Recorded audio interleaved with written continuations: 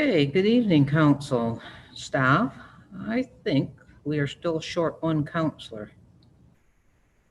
Don't see Councillor Withy yet, but it is 5:30, so we will get started.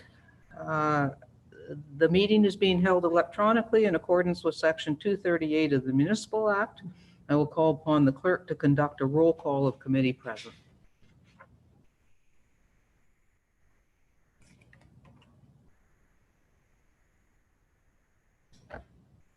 Please physically raise your hand when I call your name.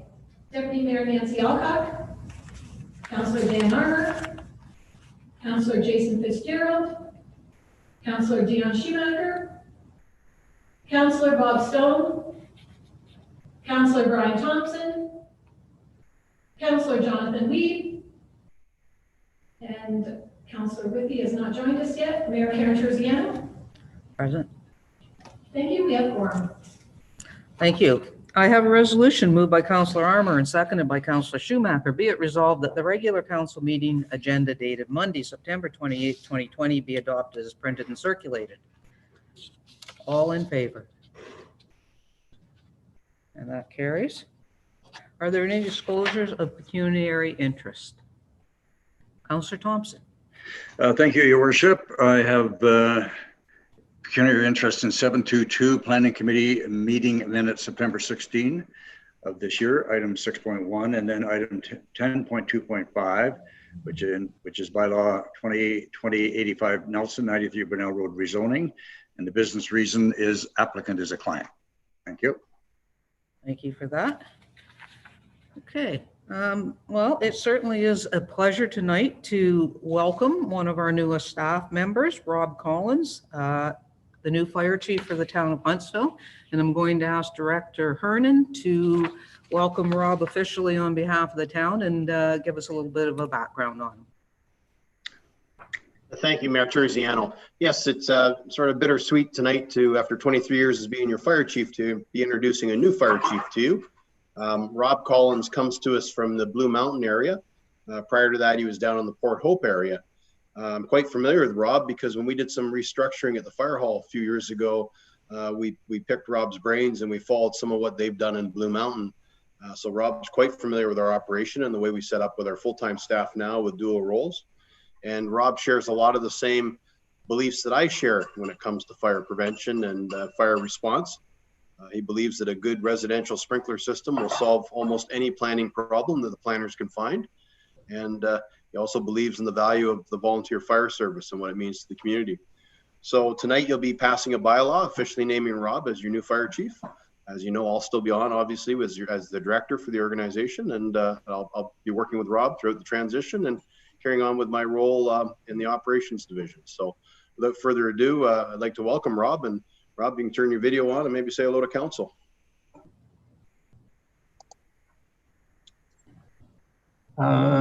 Good afternoon, council and Madam Mayor. It's a real pleasure to be here. I just want to let you know that I'm excited to jump into this role and looking forward to working with all of you in the future. Thanks for that, Rob, and certainly a huge welcome to you. I hope that you get a chance to meet each and every councillor face to face as we move forward. I know it's more difficult these days, but watch the screen for a few minutes and get used to these faces because you'll probably run into them in town someday. Hope you're settling in well, and thanks for being here. Yes, things are going very well so far, and as I've mentioned, I'm very glad to be here, and I'm enjoying it so far. Okay, great. Okay, thank you. And we have a deputation tonight. We haven't done very much of that on Zoom, but it's a pleasure to welcome. And Shelby, when they let you turn on your screen here, I hope I say your name right, Shelby Behrens Stevenson. Hopefully I got that right. And Shelby's going to share with us some Kent Park design ideas. So the floor is yours. Hello, councilors. Thank you so much for agreeing to let me present this to you tonight. So I'm going to go ahead and share my screen. Okay. So, Kent Park. So Kent Park sits at a busy intersection, welcoming everyone to downtown. It's the first thing you see when you're coming from the highway to the downtown core. So looking at the approved design, there is a lot to be desired. It consists of a giant granite circle that I believe will be a heating pad with the sun beating down on it in the summer. And it will take years for the trees to fully mature to be able to provide shade. It's also a very generic design, and it's pretty underwhelming. It's something that could be in the middle of Mississauga and you wouldn't really know any different. And the stage, we already have a stage at Rivermill Park. The area is far better suited to have an event at Rivermill Park. And when the stage isn't being used down there, it's simply just a place for kids to congregate. This design is intended to get the most use out of summer. So I just wanted to point out other popular winter destinations like Aspen or Blue Mountain that have created this magical winterscape that tourists flock to every year. And Huntsville has this potential. We have a postcard-worthy downtown. We have amazing local businesses. We have ski hills and tons of year-round outdoor activities. We have beautiful accommodations and a warm, welcoming community, but we tend to focus mostly on summer. I think we need something at this busy intersection that patrons can use year-round, that's warm and welcoming and represents Muskoka and our downtown. So this is my idea for Kent Park, a permanent structure that provides shade in the summer, warmth in the winter, shelter from snow and rain, could replace the stage in the redesign as to not delay streetscape. It would be unique to Muskoka. I've never seen anything else like it anywhere else. And Instagrammable. So anyone who's heard me on the BIA knows that I am an advocate for social media, and I think a picture is worth $1,000. So something like this would give people the opportunity to take pictures and share with their friends and family, and for Huntsville to get exposure. So this is my amateur rendering of what Kent Park could be. I do imagine a directory being incorporated to unite Grinnell with downtown and to provide patrons with an accessible way to shop. So I wanted to address, I know that fire sounds kind of risky. So what I'm thinking of is like the Centennial Flame. It's a gas-powered flame. It would have timers on it. It could be covered by glass or iron as to minimize any potential liability. I think what's more Muskoka than sitting around the fire with friends and family? To me, that says community. And it was proposed in the survey about Streetscape that we would have an art installation after Streetscape. So I was thinking either instead of or combined with, we could do a ceremonial lighting of the fire. So just a quick word from other local businesses. Lindsay from That Little Place says, what you are proposing looks amazing and it'd be such a great enhancement to Kent Park. Very Muskoka themed. Stacy from Orbis, anything that helps our downtown become a place for locals to visit year round is a bonus for businesses here. A stage isn't able to be used year round. And Michelle from Beaver Tales, I am in full support of your vision for Kent Park. The rendering is beautiful. When we originally discussed your idea, I envisioned a kind of gathering spot similar to the village in Blue Mountain, and you definitely captured that. To me, your option offers flexibility for all seasons, shade in the summer, a warm and inviting fire in the fall, winter and cooler summer evenings. I believe that your option will not only be a beautiful addition to downtown, but it will help bring traffic to the court in the winter months. So again, thank you for hearing me. And at this time, I would love to hear any questions or thoughts.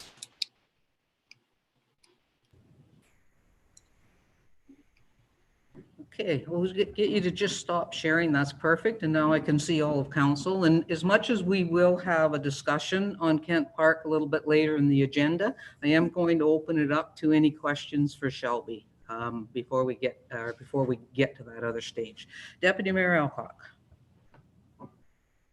Thank you, Your Worship. I just really wanted to thank Shelby for, and thank you for having us consider bringing Shelby in tonight, because you'll be aware, Shelby, we've had lots of discussions around how to deal with Kent Park. And I think we're all sort of still trying to come to grips with it. And personally, I'm really happy that you came forward and said, hey, have you guys considered this, this, and that? And I think that a number of things that you presented tonight were actually take me back to the original design brief, where they talked about as sort of an organic type space.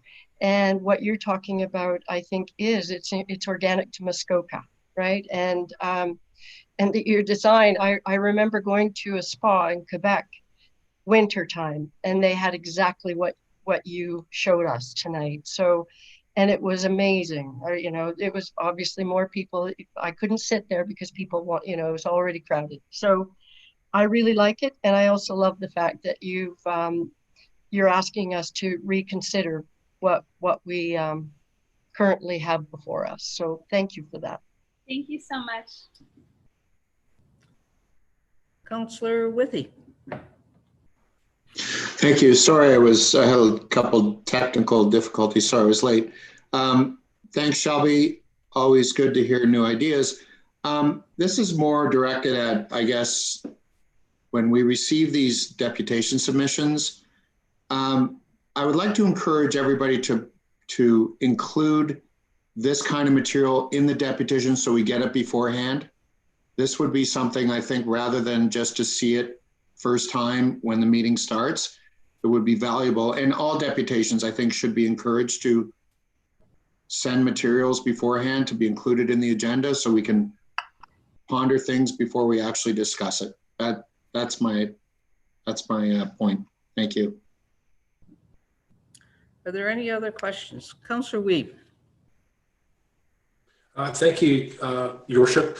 Shelby, did you imagine incorporating this gazebo into the design that we have actually presented?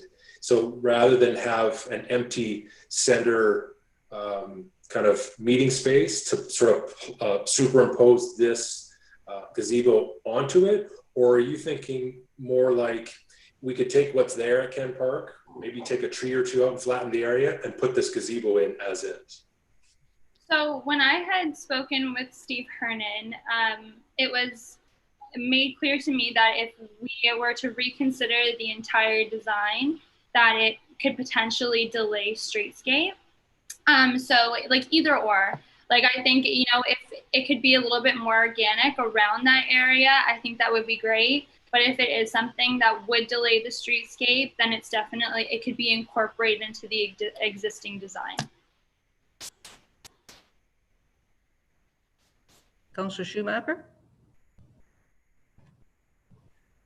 Yeah, thank you, Shelby. I do really like the concept. And yeah, as the winter piece, like we just had that Winterfest just this past February or whatever. So I think there's the ability to tie in. And I know you sit on BIA. I'm sure you're aware they did the Pictures with Santa down at Kent Park last year, and to be able to incorporate something that looks like that to create those moments for people to even bring their dog, because, you know, in the mall, you can't bring your dog and have a picture with Santa. So to be able to incorporate something like that, I think would give people the ability to, you know, come down and enjoy it, as you say, in the winter months, but also in spring, summer, year round. Councillor Thompson. Thank you, Your Worship. Thank you, Shelby, for the presentation. It looks great. I hear in your discussion, you were mentioning that you did talk with Director Hernan about this. Did you get into pricing at all, either you or Steve? Give us any kind of an idea where costing might be on this particular program, this particular project? I haven't, but I'm definitely like, it's something that I'm definitely willing to look into. Like, I think that something like this would be just so unique to our area, and I think it would be really beneficial. So if there's any extra work that I can do on this, I'm willing to take that on. I think, thanks Shelby for that. I think Councillor Thompson, we will, when we get into our discussion more, and Director Hernan, we'll have some more pieces around that for us. Yeah, so we'll just do the general stuff now. Councillor Stone. I just want to comment on the fact that, it takes what could be a very nice space and makes it a wow. People will go away from Huntsville, talking about this, and oh my God, I sat by the fireplace outside. It was incredible. I'm concerned about some vandalism. I'd like to see some more seating. I'm worried about pigeons. All those are things that we can deal with, but I think the wow factor supersedes everything. And thanks very much. I hope we can actually make this happen. Yes, thank you so much. Yeah, and I just wanted to say, like, as it, when it comes to vandalism and everything, I totally understand, and I think it's definitely worth considering. But at the same time, like, vandalism could happen anywhere, right? Like, it doesn't matter. Like, it doesn't matter if it's a circle or a flat space, or I have street signs out front that have graffiti on them, right? So. Okay. Shelby, I want to thank you on behalf of council. I think you've really piqued the interest of all of council, and have us excited about some new ideas. And for that, I thank you very much. And if you do watch the rest of the council meeting, you will hear us discussing it, and perhaps we'll come up with a plan to incorporate some of this. So thank you again. Yeah, thank you so much, everyone. Thank you for your kind words, and I definitely will watch the rest of this. So have a great night. See you soon. Okay. So next on our agenda, COVID updates. And I happily am going to say, after 6 months, I don't actually have a COVID update. I don't know what that means, but I don't have any. So I think that's good news. So we'll move right into the meat of our agenda, and I have a resolution moved by Councillor Thompson, seconded by Councillor Lee. Be it resolved that the following council meeting minutes be hereby adopted as printed and circulated. Regular council on August 14th and special council on September 17th. Questions? Councillor Alcock. Thank you, Your Worship. I don't usually, but on this one, it's a question for future reference.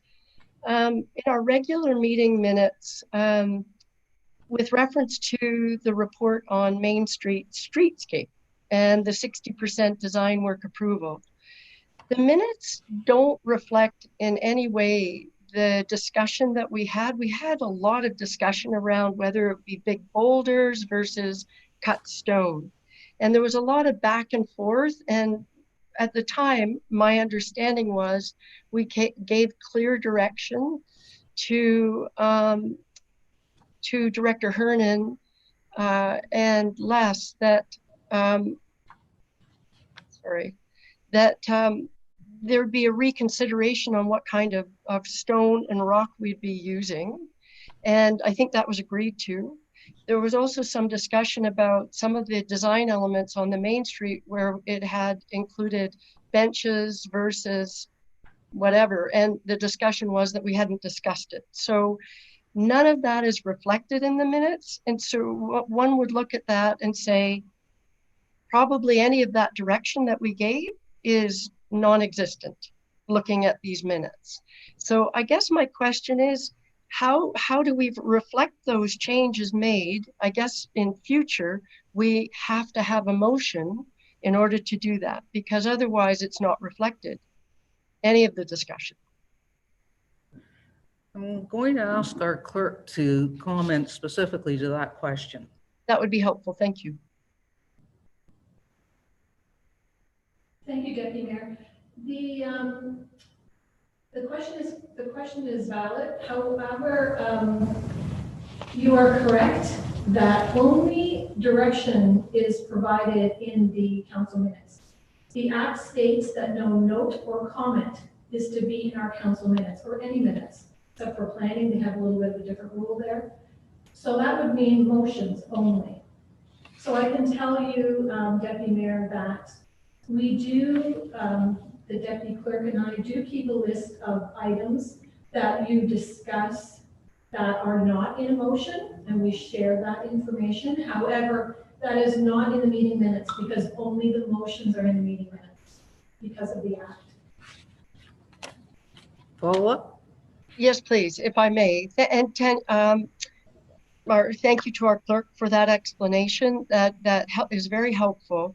The one reason why I think in future, for my edification anyway, that I think it's really important to have a motion then when we have that kind of direction, because from a public perspective, if it's an issue that they really care about, they will see this, that we approve this motion as is, and they won't know that there was a lot of discussion and there were some additional changes. So I think from a public clarification, it's probably really important to have motions that go with that direction, even if it's minor. That's my takeaway from that. And I'd be curious if you agree if that makes sense. Madam Clerk?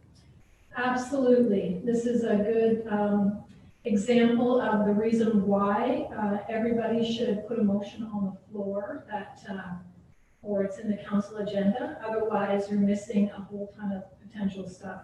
As I said, the Ms. Black says no note or comment. So you can imagine the meeting minutes are just full of motions. So it's really important if you want to do something, whether it be an amendment or whatever, to actually do a motion and not just say, oh, can you do this or can you remember to do that? It's absolutely imperative that you do a motion. Thank you. Okay. That was our motion 101 lesson, so I'll call the question. All in favor? And that carries.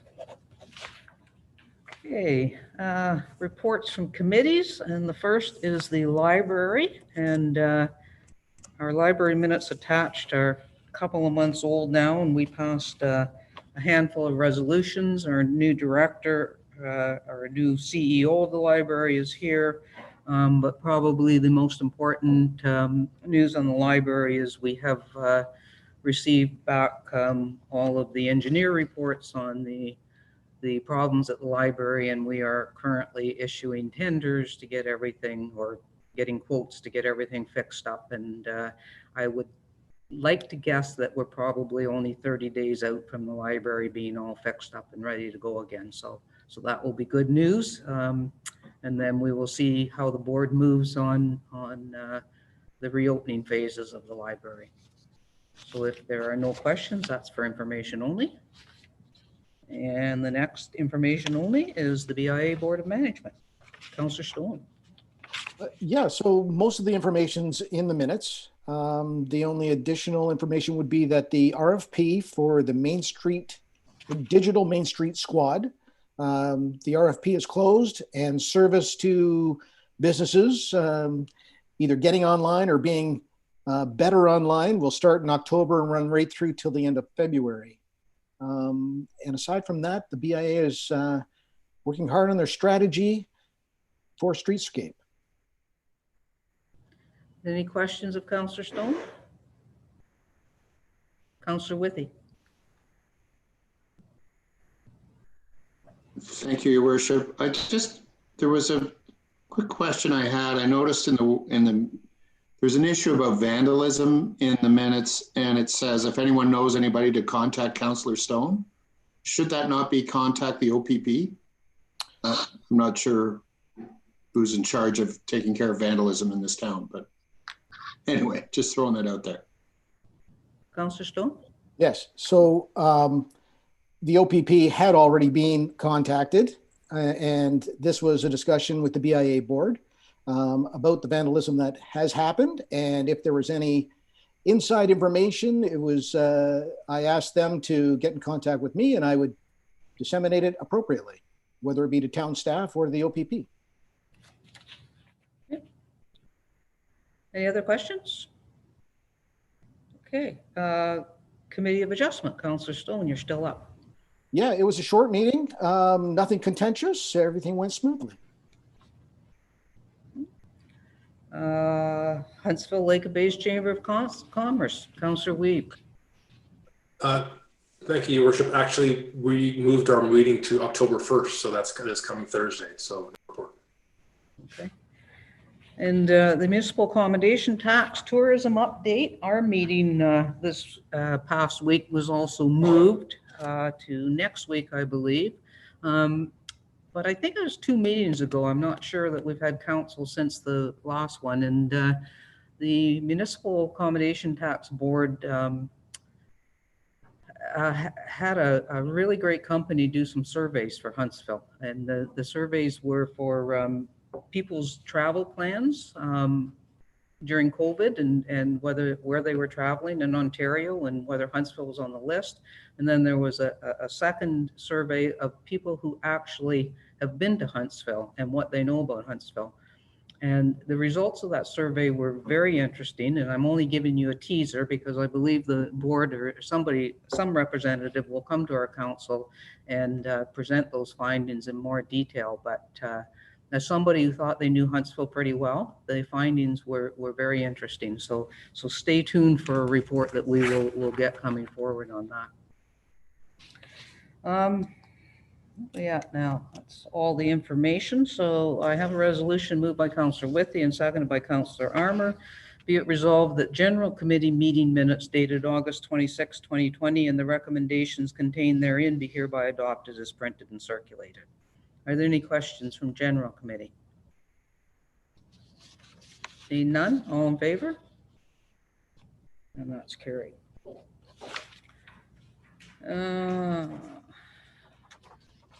I am now at 7.22 of the Planning Committee minutes. If Councillor Thompson is now dark. I have a resolution moved by Deputy Mayor Alcock and seconded by Councillor Fitzgerald. Be it resolved that the Planning Committee meeting minutes dated September 16th, 2020, and the recommendations contained therein be hereby adopted as printed and circulated, and Councillor Thompson has declared a conflict of interest on these minutes. Deputy Mayor Alcock. Thank you, Your Worship. We approved 3 zoning bylaw amendments. The first 2 regarding the creation of a new residential lot and a new rural lot. The third one was interesting and I think really progressive. Huntsville is always progressive, and that was to allow the creation of a school at Hidden Valley Highlands. And a number of parents got together when Towingo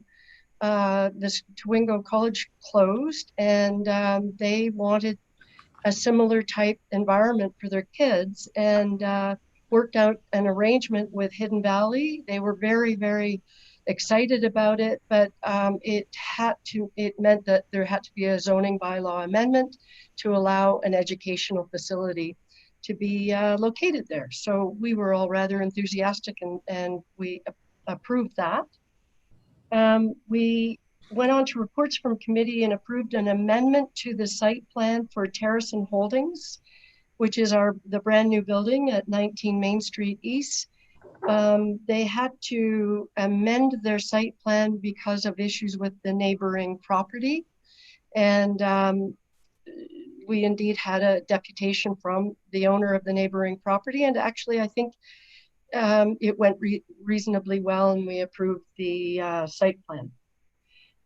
One of the final reports that I will mention is the one that was somewhat contentious and led to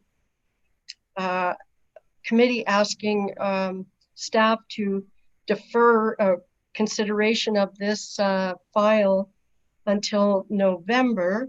And it was regarding the, a year ago, we approved a plan of subdivision for a property on Town Line Road for 5 properties. And it's come back for a request to expand that to 14 residential properties. Unfortunately, the pictures we had with this application were somewhat bleak in the sense of the clear cutting that had taken place. And I think it caused a little bit of turmoil for some of us, and made us sort of reconsider this particular file at this point. And I will say, though, subsequent to this, the applicant or the owner of this property has written to all of council. And some of us have had the opportunity to speak with him. He wasn't able to participate in the meeting. And so I know planning staff will be meeting with him shortly, and some of the issues that we had discussed at the time, I believe he's begun to address. That's just me. So that's the situation with that particular file. As I said, it won't be coming back until November. And there was an update on our community planning permit a project and status report on that. And that's pretty much my report. Are there any questions from council? See none? All in favor? And that's carried.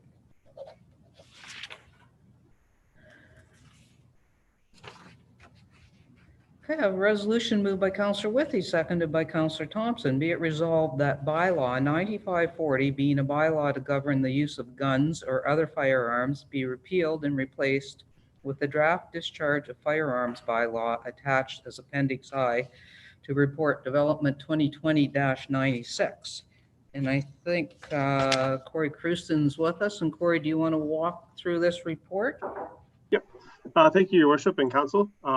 First, I just wanted to make note that Section 3.1 of the attached draft bylaw makes reference to Section 2.0. This is a clerical error and actually should be 2.1, Section 2.1 B and C. I just want to make note of that right off the bat. So at the request of council, public consultation was occurred for a full month through myhuntsville.ca, in which 17 questions were posed to town staff. Also 13 feedback responses were received from constituents of Huntsville. And approximately 18 additional emails were received and several phone calls. As a result, some changes were made to the initial draft discharge of firearms bylaw. One of the concerns was over the use of the word weapon within the firearms definition. As a result of this, we referenced our draft firearms bylaw to the firearms definition within the Criminal Code of Canada. One of the biggest concerns that we had came from both the firearms and hunting communities, and that was in regards to the proposed property size requirement of 3 hectares or 7.4 acres. And this was in the initial draft bylaw seen by council on June 25th, 2020. After all the feedback, we determined to reduce the property size to 1.21 hectares or 3 acres in size. The next concern that we got was from the duck hunting community. The way the draft bylaw was on June 25th, 2020 was that you needed to have that 7.4 acres in order to discharge a firearm along the prohibited boundaries around the lakes. Because of this, the majority of duck hunting does occur on shore, which you have to have that property size in order to use your shotgun to go duck hunting. So as a result of this, we made it one exemption for duck hunting during licensed duck hunting season, using shotgun only, to allow those duck hunters to actually carry out their practice that they've been doing for a number of years. Another concern was over the inclusion of air guns, pellet guns, spring guns, and paintball guns, as the majority of these comments were not in favor of keeping these type of guns within the draft firearms bylaw. As a result, they were removed from the draft firearms bylaw. Also, the time of day of discharge that was included in section 3.1, subsection I and J, that listed out that you can only discharge a firearm half an hour after sunset to half an hour before sunrise, or sorry, half an hour after sunrise to half an hour before sunset. it was noted this is already covered by the M&R and it does conflict. So we did remove that from the draft firearms bylaw. And also at the request of the Fox Lake Association, we added in Fox Lake to the A8 map, which is the all lakes map of the draft firearms bylaw. And I think those are all the changes. Okay, thanks, Corey. I'll open it up to questions from council. Councilor Armour. Thank you, Worship. Great job, Corey, going through all this and making all those changes. There's one thing in it that you talk about with the property size, and you refer to a shotgun and then a bow to a crossbow and that. And I'm assuming that's for hunting. You got to have the 1.21 hectares or 3 acres. Is that correct? Yeah, so there's both within the subsections I and J, both for hunting as well as target practice. They both have the same property size requirement, whether you're hunting or target shooting. Follow up? Thank you. Yeah, my follow up to that, I would really like to see something in there to that crossbows and compound bows can use an acre of land for practicing. I don't think it falls that far under a pellet gun or a BB gun. They use designed targets to shoot their arrows into with a proper size. They don't use an arrow that for killing something. And it also makes them more efficient hunters. I'd hate to see people who hunt deer by bow have no opportunity to practice on the yards and go out and possibly wound or not do a proper kill on something. So I'd like to see another added section in here where they can actually practice using proper targets on their properties.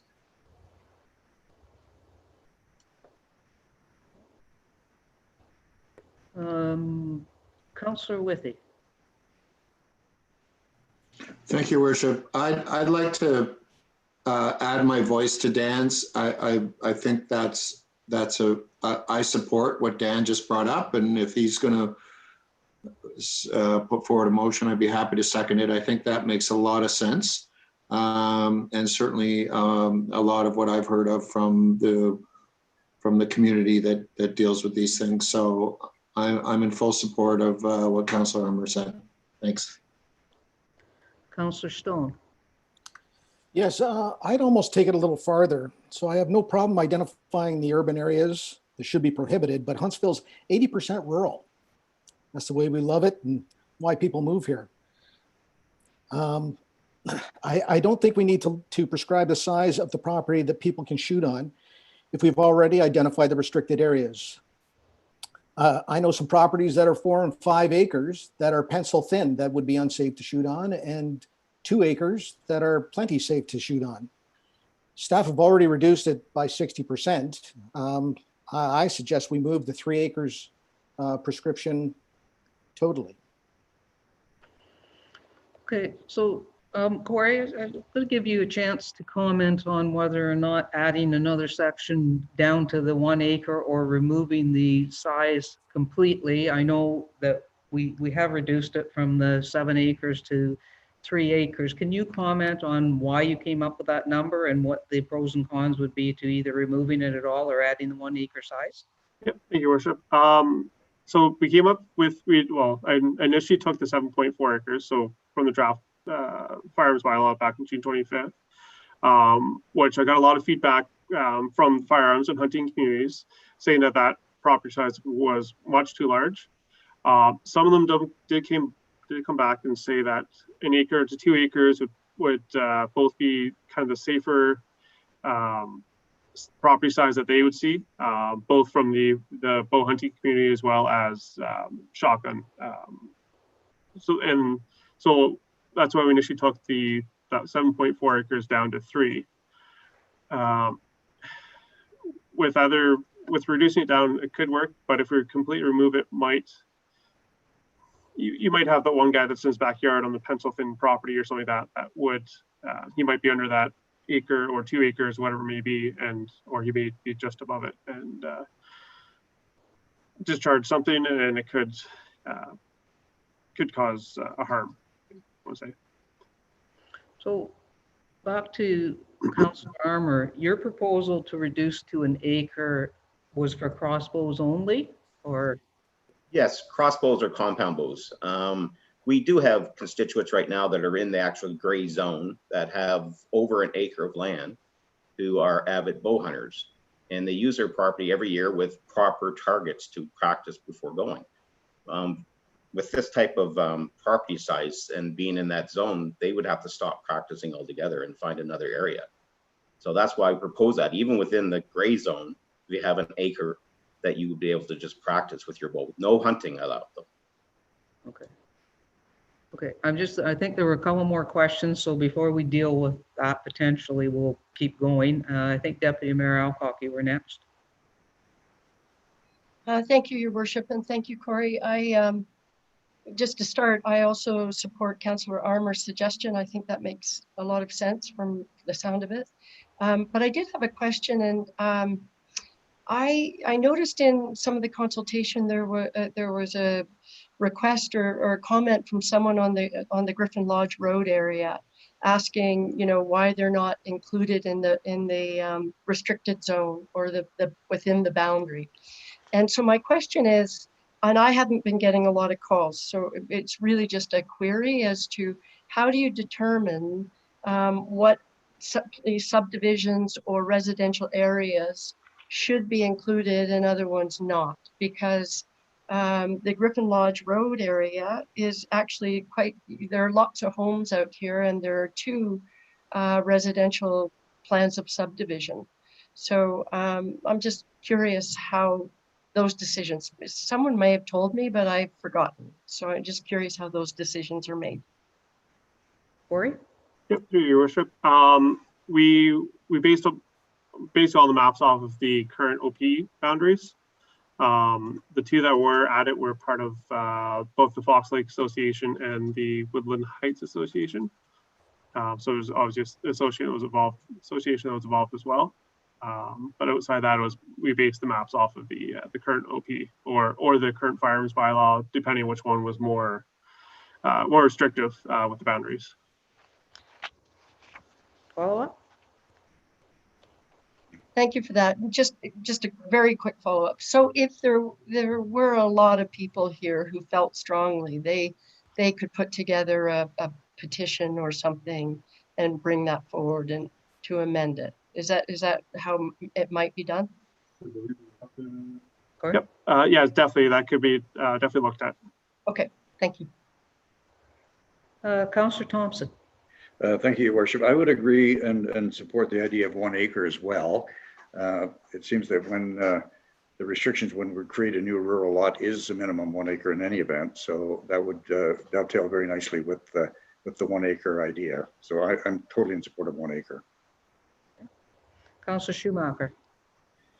Yes, I definitely agree with the target practice for sure, as Councillor Armour said, and to some extent I would agree with Councillor Stone or the question that Deputy Mayor put forward. Is there a way to reverse how your lot has been put on? So like somewhere along South Mary Lake Road, where they back onto a property that goes for miles, and they want to do some skeet shooting on a Thanksgiving weekend with their family, and it's not going to impact their neighbors. Is there a way for people to be able to do that outside of, it's not on hunting season, it's Thanksgiving's weekend, and it's something that they would have done for years? Are they able to do that if they're in that gray zone? You know, if their property is maybe not quite the 3 hectares. Corey, can you comment on that, or? Yep. Yeah. So there is an actual exemption process within the draft firearms bylaw, as well as if there's if we do reduce it down to that acre as well, that would be kind of alleviate part of it. But there definitely is that bylaw exemption process contained in the draft firearms bylaw. Okay, and so Sorry. and so again with hunting season right now, so like on Thursday starts bow season, right? October 1st, I know in up here section 49 and 53A, you're able to start doing bow hunting. That is totally exempt. Anybody can be out on any property, whether it's grayed in, whatever, as long as they have their, obviously, hunting permits and whatnot in place. Corey? I just wanted to make note too, it's only the lot size and all that stuff is only within those boundaries. So if you're outside of those boundaries, there is no restrictions. So the bylaw only pertains to the red zone, essentially the red zones that are within the bylaw. Oh, I'm aware of that. I'm just saying, like, the back of Clark's Lane's still on there in Utterson, but it's part of section 49 in the hunting area. People can go in the backyard and hunt. So that during hunting season, so as I said, as of this Thursday, when bow season's available, north of 141, doesn't matter whether you're in the gray section or not, you can be out. Okay, I saw Councillor Weeb. Thank you, Your Worship. I wanted to extend my really thanks to the bylaw department on this, because I think they've done a terrific job. I think when it first came out for proposal, there was a lot of trepidation and a lot of concern. And I want to just tip my hat to the way the brakes got put on and the listening cap got put on at that point. I thought that was really great, and I had a lot of feedback from residents who were at first concerned and then really thankful that everyone was willing to take the time to try and get it right. And so I received a lot of compliments about that. And so I basically want to extend that to our bylaw. I thought that it's easy for people to put the blinders on when bylaws like this come forward and to not really listen to the community that it directly affects. So I want to just compliment them on this. And I'm going to follow up with a question, and that is, if a lake, as did the Fox Lake Association, come forward and say, we also want to put our lake within the red zone, how would that process go? Similar to what Councillor Alcock mentioned. So again, the request would have to come through us. Through Your Worship. It'd be much like the Fox Lake Association or even the Woodland Heights Association, kind of have one point person, probably the president of the association, have a letter of why, requesting that they want to have their lake listed in the bylaw, as well as kind of the reason why, whether it be multiple residents or just, I don't know, just safety. I think also, Councillor Weeb, I agree with you. There were a lot of upset residents early on, and I think that it's important to note that this bylaw has been in existence. We were really just adding the Woodland Heights to it originally, and then checking for any potential cleanup. So we did not create a new fire alarms bylaw. We were just basically updating it. But it's great that the input that we've got is that we'll end up with a bylaw that people can live with. So I think that is great.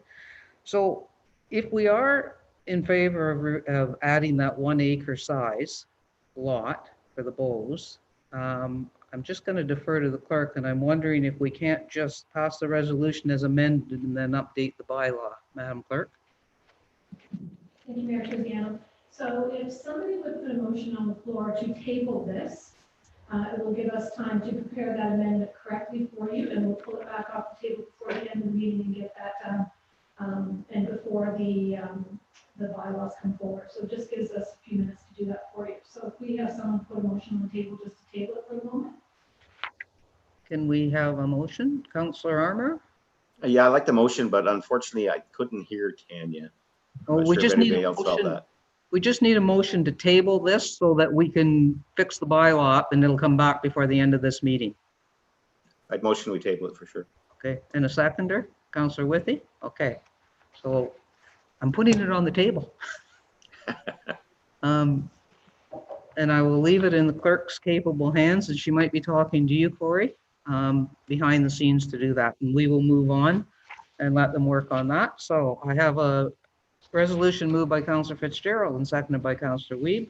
Be it resolved that the Port Sydney Community Hall, Utterson Community Hall, and the Aspidon Community Hall remain closed at this time.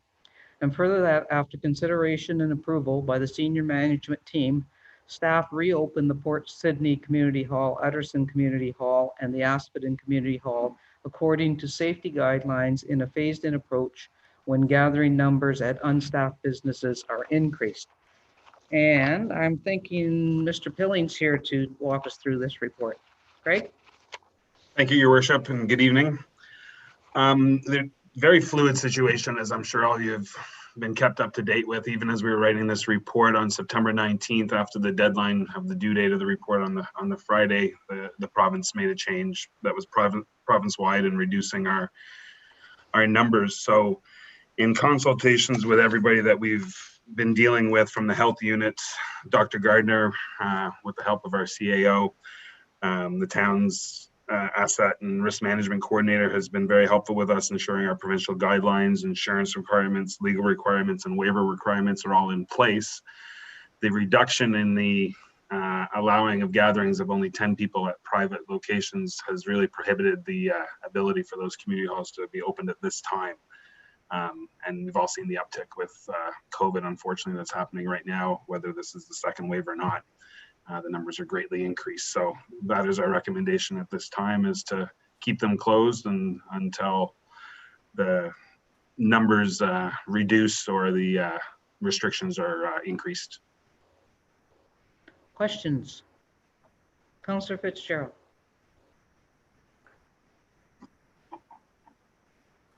Thank you, Your Worship. Greg and Simone, I think you're being very responsible here in this recommendation, and I think we owe this to our community to move forward in a responsible fashion like this. So keep up the good work. Councillor Schumacher? Yeah, I mean, I would agree. It's at the safety piece. I know the Port Sydney group would love to get together and still play badminton, right? And be able to, but I get that it's the unmonitored or unstaffed piece that we really have to be concerned about with gatherings and people getting together, right? I guess my next question would be, which I think I brought up last time around, if there's work to be done in these halls, can we do that now since they're closed anyway? Like, I know the Stevenson Hall needs a new roof. At what point can we start to maybe do some of the work, since there's nobody in there and some of that stuff needs to get done?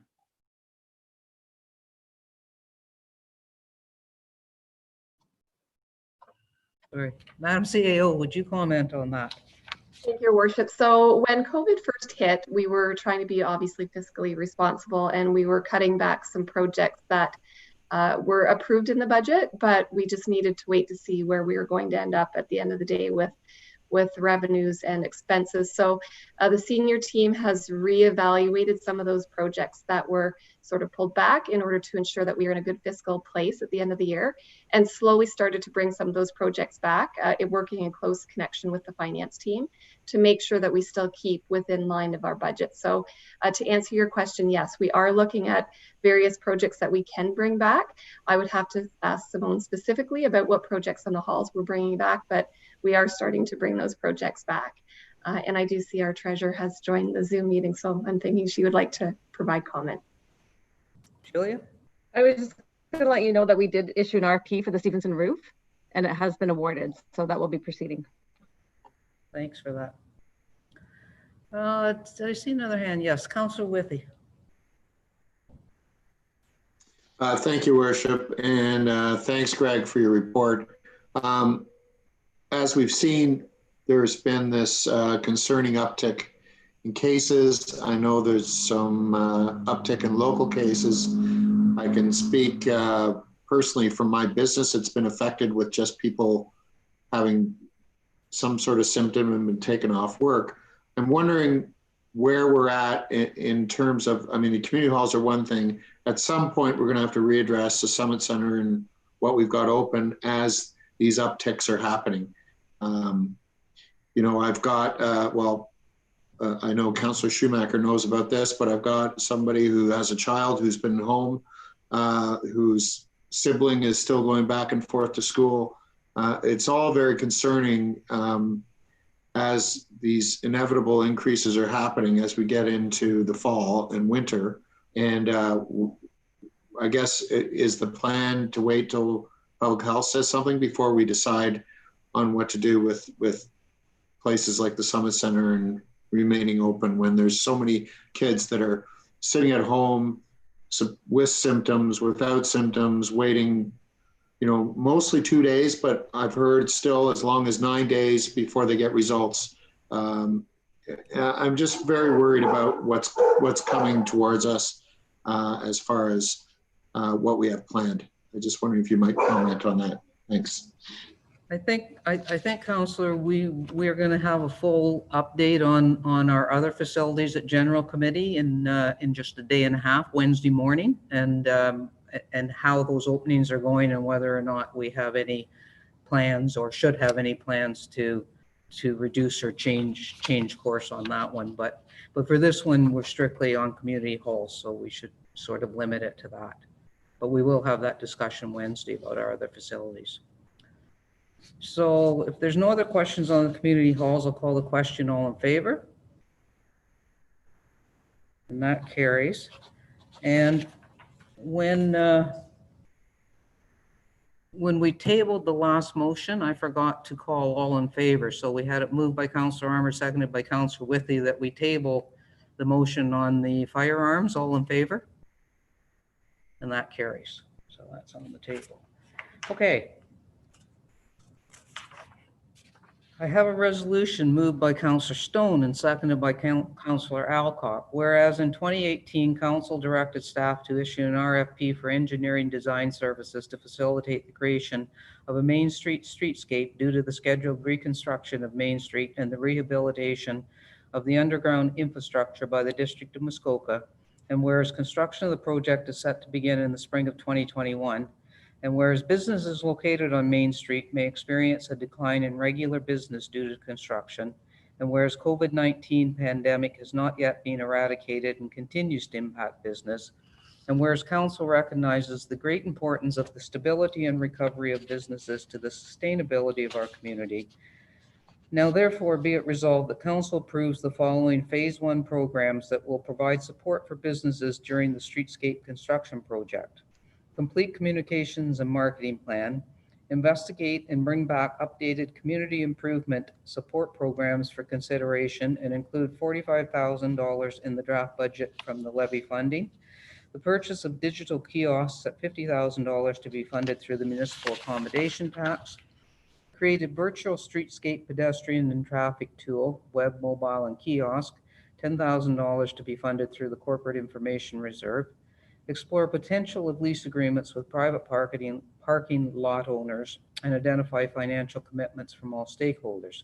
And further, that staff include the position of a streetscape ambassador for 10 months in the draft 2021 budget in the amount of $30,000 to be funded by a potential grant, and if not successful, the salary, wage, and benefits reserve.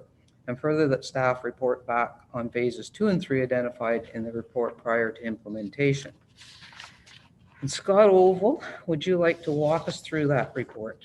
After that long motion we gave you. Thank you, Your Worship. Our intent with this report tonight is really just to provide an overview to Council about what staff are proposing to do, give you a clear idea of where our primary areas of focus are going to be over the next 7 months and moving forward, as well as kind of a time frame that we've broken out into phases that are going to try and set us up for success to get through this. This is also a good time for us to get input from Council, understanding that you may have different thoughts, and it'll help us kind of focus and prioritize our resources if there are things that we're looking at doing that maybe you're not interested in. And then moving forward, we recognize this is going to be an evolutionary process, and it's going to be evolving, and we'll be coming back to Council monthly just to give you updates and status updates on where we're at with various projects. So happy to field any questions. Questions from Council. Councillor Withey.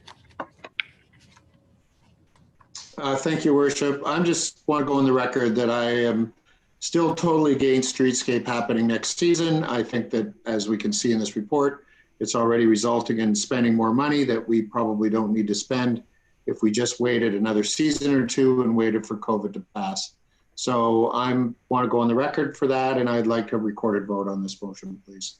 Thank you. Deputy Mayor Alcock. Thank you, Your Worship. I do have a question. Thank you for the report, Scott. I was curious, there's been a lot of consultation on this, and what is the status of the Economic Development Advisory Committee that was set up? Because I was under the understanding that they were there to provide, ongoing consultation, a forum where you could get feedback from people who are out involved in a number of these sorts of strategies. So I didn't see that they had been consulted, and I wondered if that's missing or if that's the plan. I feel like they're a good source of information, a good resource, and so I was sort of hopeful that we might use them. Through you, Your Worship. I think early on we didn't want them solely to focus on COVID recovery, which is there's a component to this. Moving forward, I think what we'll do, Councillor Alcock, is as we finalize some of the projects within that, I think being respectful of their time, we would have meetings moving forward with them to get their input on specific topics so that we're not just having, generic brainstorming sessions with them. And when we convene them, we'll utilize their expertise and input and be respectful of their time so that what they're providing is very direct and can be strategic for us. Follow up? Very quickly, thank you. And thank you for that, Scott. I just a word of note that with some of them, it might be good to bring them in at the beginning of a particular project, so you can pick their brains on, maybe issues around marketing plan or something, So that might be a good time to access that. Just a thought. Yep, thank you. Councillor Stone? Thank you. Yeah. A couple things. So if I can respond to Councillor Alcock, Scott and I had talked about the economic working group, and we wanted to get this motion passed and get some specific direction that we're heading in, and then we're going to go and with some very specific acts from the group to say, help us flesh this out. So that is coming in the very near future with that economic working group. So as far as the motion goes, two things. The $50,000 for the digital kiosks. I don't think we are at a point where staff should go out and spend $50,000 on kiosks. I think it's important for council to come back, for the information to come back to council to talk about what we're actually getting for our money and see whether it's worth it. So I would like that set aside. The other issue is the money for the ambassador, the streetscape ambassador. I would like that also to perhaps be set aside so that we can decide how much we need somebody, when we need somebody, is it more than one somebody, rather than just deciding now to spend $30,000 on a streetscape ambassador.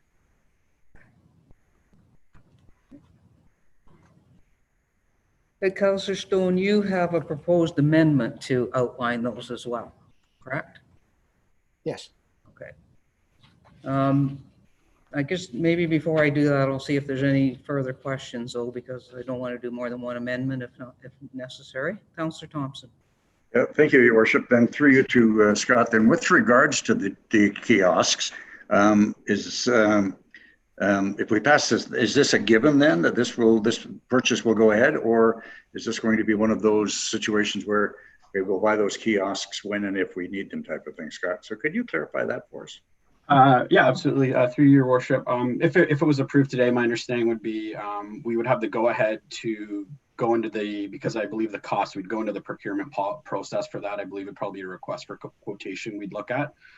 In my conversations with Joel and Margaret, it's the $25,000 each is right now kind of a preliminary number. It may be a little high, but we're not entirely sure. So I think further to Councillor Stone's point, if council wants us to come back with more information, I don't think there's an issue with doing that. But if approved today, we would begin the purchasing process. Councillor Armour. Thank you, Worship. Just a quick question about the kiosks.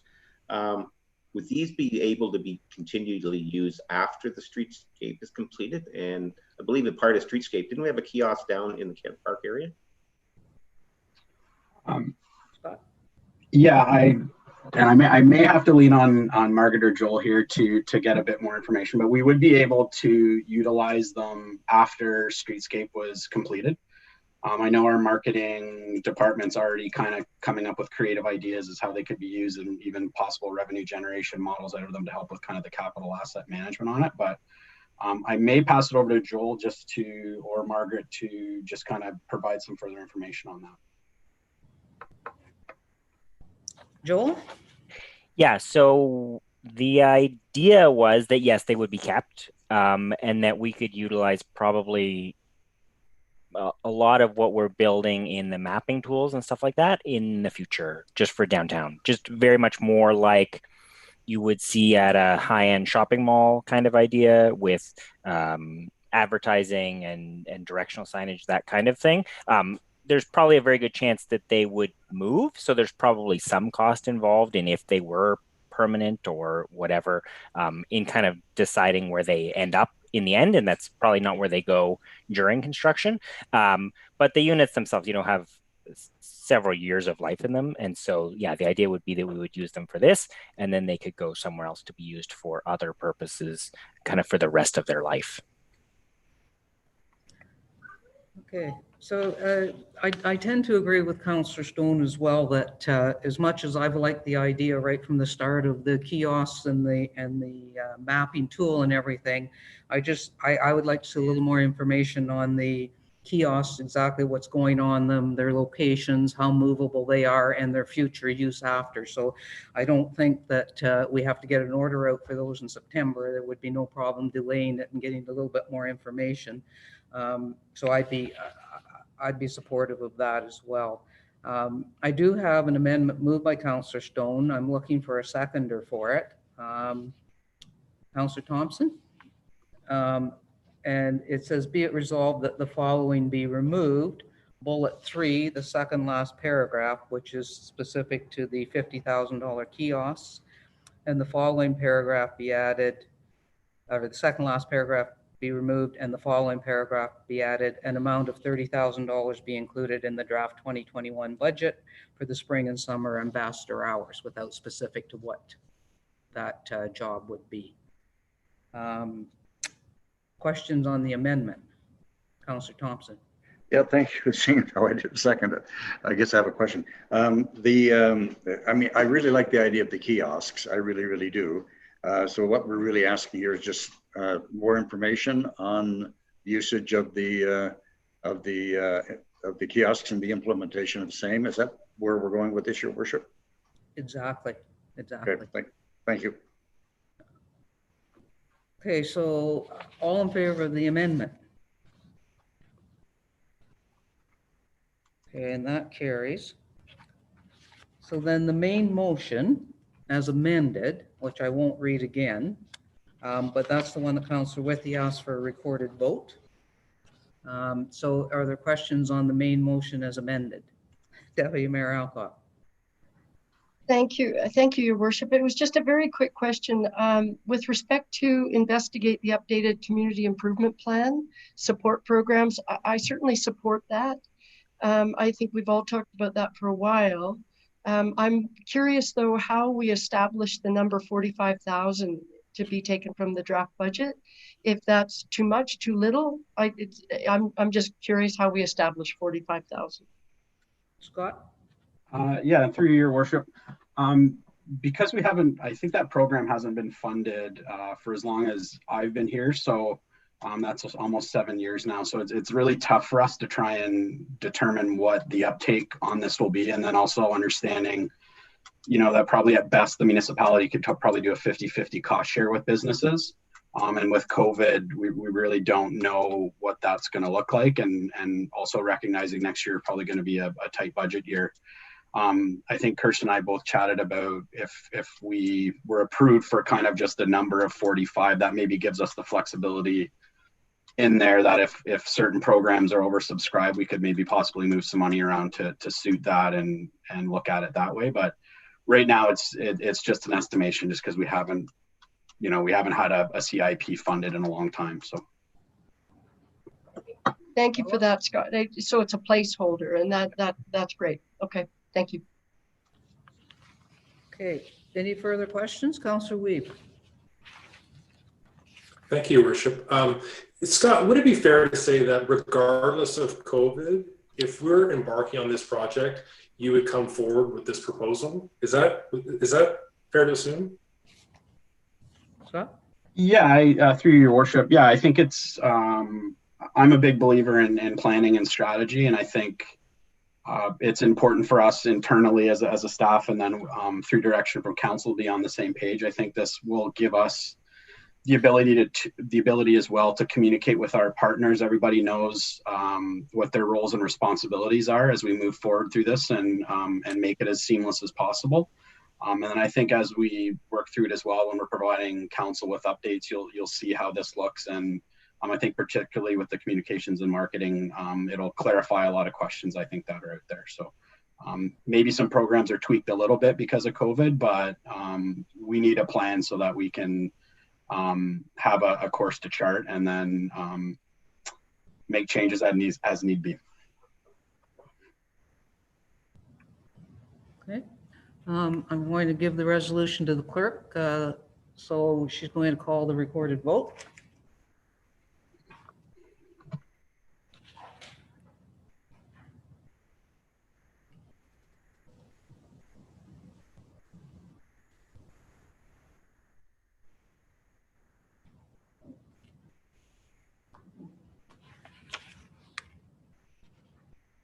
Okay.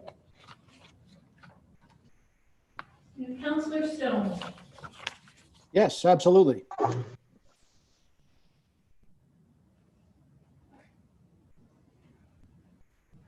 Councillor Thompson. Yes. Councillor Weed. Yes. Councillor Whitby. No. Deputy Mayor Nancy Alcock. Yes. Councillor Armour. Yes. Councillor Fitzgerald. Yes. Councillor Schumacher. Yes. Mayor Trisiano. Yes. That is 8-1 for yes. Okay. All right, we're now moving on to, I'll just sign that.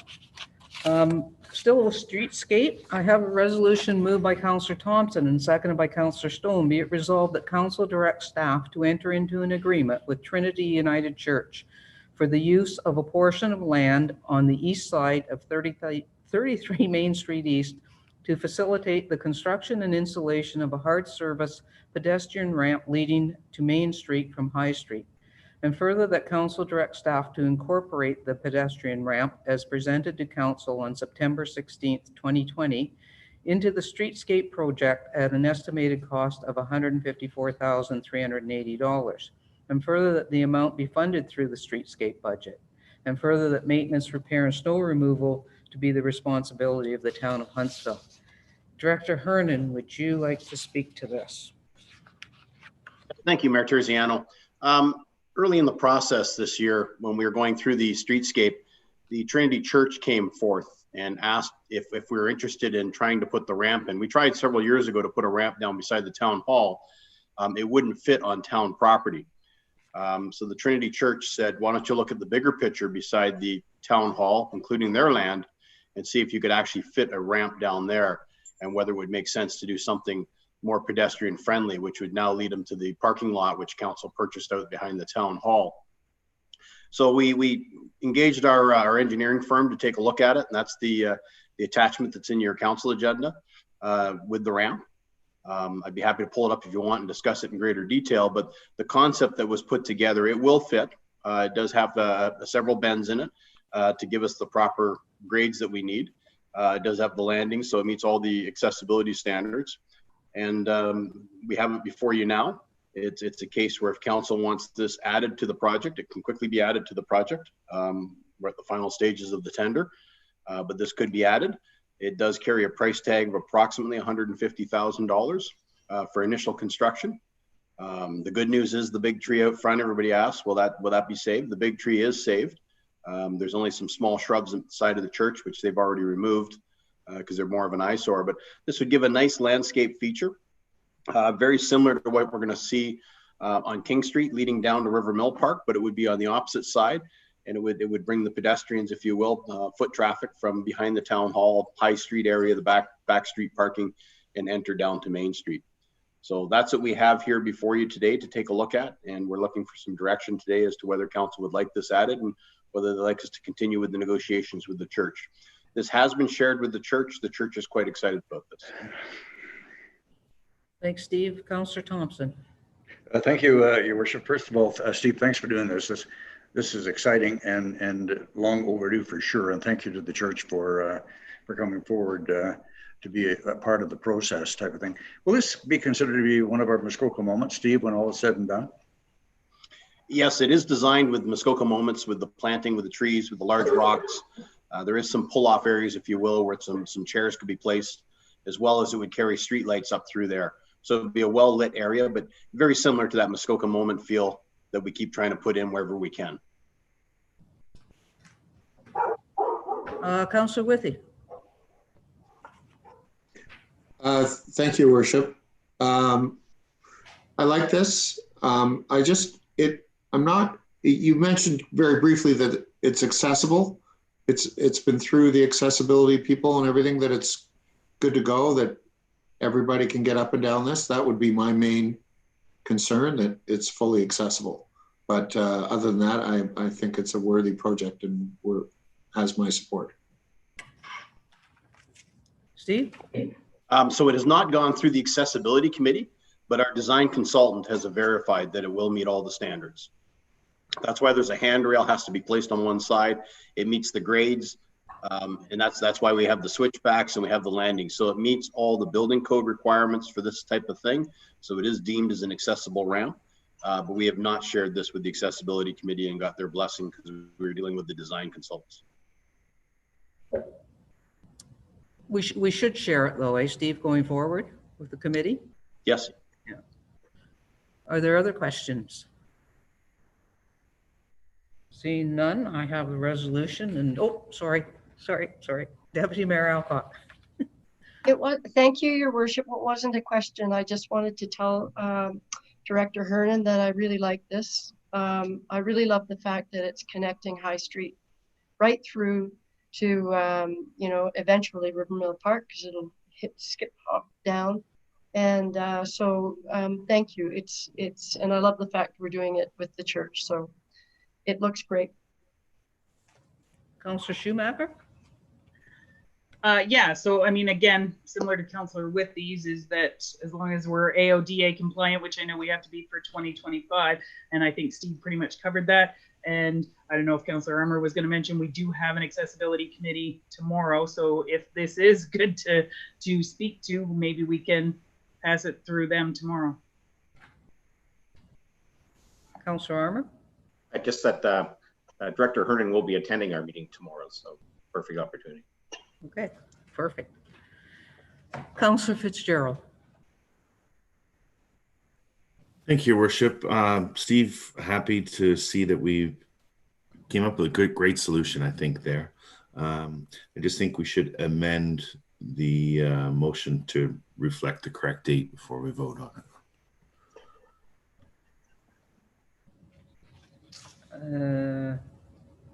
September 16th, 2020. Is that a typo, September 16th, or did we first see that drawing on the 16th? Steve? That is the date on the drawing. Oh, that's the drawing date. That's the drawing date when we received the drawing date from the engineers.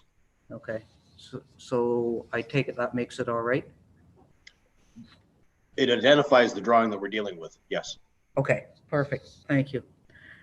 Okay, see no other questions. I will just reiterate, I'm so happy this is happening, and our thanks to the church for wanting to be partners in this, adding a nice accessible ramp from High to Main, and also adding a really nice new green spot to our downtown too. So all in favor?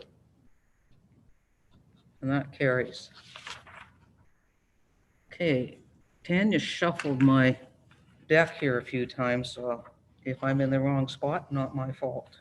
But I think we're at bylaws. Oh, hang on.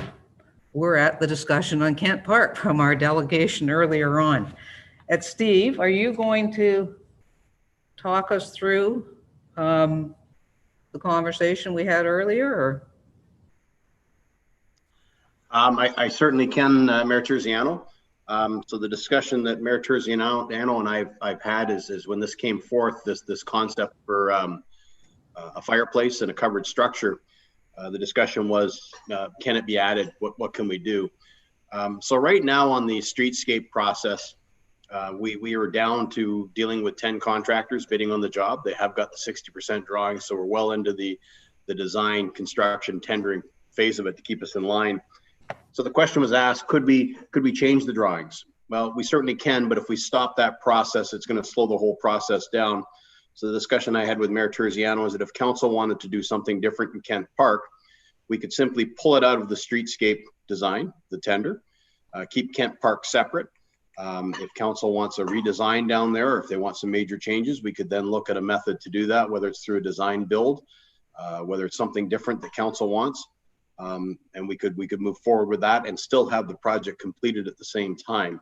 We would have 2 contracts going at the same time on Main Street, but we have a sidewalk, so we have a clear border, clear defined area where it would be a separation. So I've talked with the consultants. That's not an issue. We could work through that. If we just continue with the design of Kent Park as it is, and council decides a month, 2 months, 3 months down the road, once we're letting a contract that they want to change, it can be done with the change orders, but change orders get very expensive.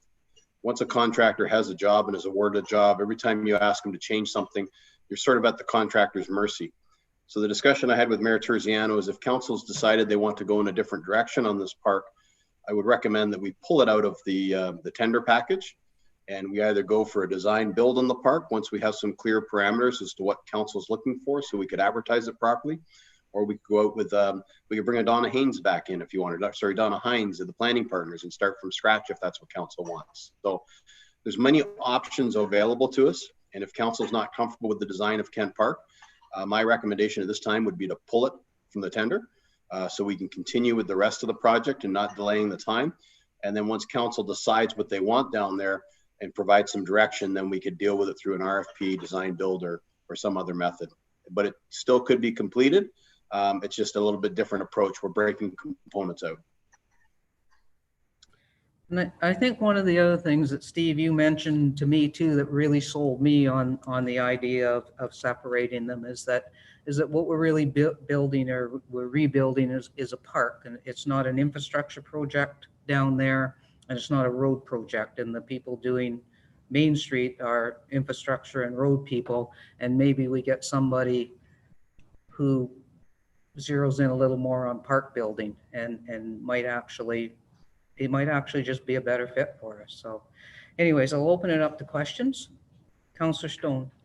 Yeah, so it wouldn't preclude the winner of the RFP to bid on doing the Kent Park in the new design at that time, would it?